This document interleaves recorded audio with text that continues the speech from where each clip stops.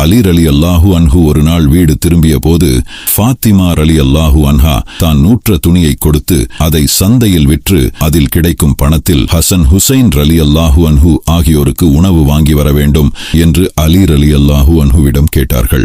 அலி ரலியல்லாஹு அன்ஹு அந்த துணியை சந்தைக்கு எடுத்துச் சென்று 6 தீனார்களுக்கு விற்றார்கள். அந்த பணத்தில் ஏதாவது வாங்க நினைக்கும் போது ஒரு யாசகர் மன் தல்லதி யுக்ரிதுல்லாஹ கர்தன் ஹசன, அல்லாஹ்விற்கு அழகிய கடனை தருபவர் யார் என்ற குர்ஆன் வசனத்தை ஓதி சூசகமாக யாசகம் கேட்டார். அலி ரலியல்லாஹு அன்ஹு தன்னிடம் இருந்த அத்தனை பணத்தையும் அவருக்கு கொடுத்தார்கள். சிறிது நேரத்தில் ஒரு காட்டு அரபி ஒரு பெரிய ஒட்டகத்துடன் வந்து, அலியே, இந்த ஒட்டகத்தை வாங்குறீர்களா என்று கேட்க, அலி ரலியல்லாஹு அன்ஹு தன்னிடம் பணம் இல்லை என்று கூற, அந்த காட்டு அரபி கடன் கொடுக்கிறேன் என்று கூறி ஒட்டகத்தின் கயிறை அலி ரலியல்லாஹு அன்ஹு கையில் கொடுத்துவிட்டு சென்றார். சிறிது நேரத்தில் வேறு ஒரு அரபி வந்து, அலியே, ஒட்டகத்தை விற்கிறீர்களா என்று கேட்க, அலி ரலியல்லாஹு அன்ஹு விற்கிறேன் என்றார்கள். அந்த அரபி 300 தினார்கள் தருகிறேன் என்று கூறி பணத்தை அலி ரலியல்லாஹு அன்ஹு கையில் கொடுத்துவிட்டு ஒட்டகத்தை எடுத்துச் சென்றார். பின்னர் அலி ரலியல்லாஹு அன்ஹு முதலில் வந்த அரபியை தேடினார். ஆனால் அவரை காணவில்லை. பிறகு வீடு திரும்பிய அலி ரலியல்லாஹு அன்ஹு அவர்கள்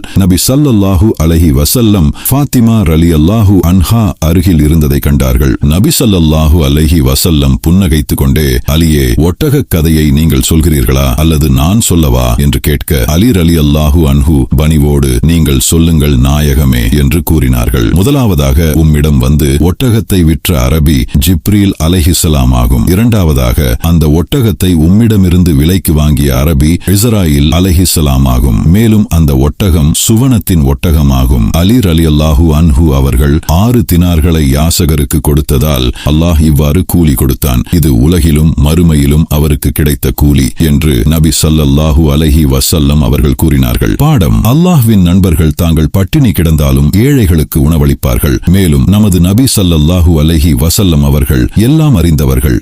அவர்களிடமிருந்து எதுவும் மறைக்கப்படாது.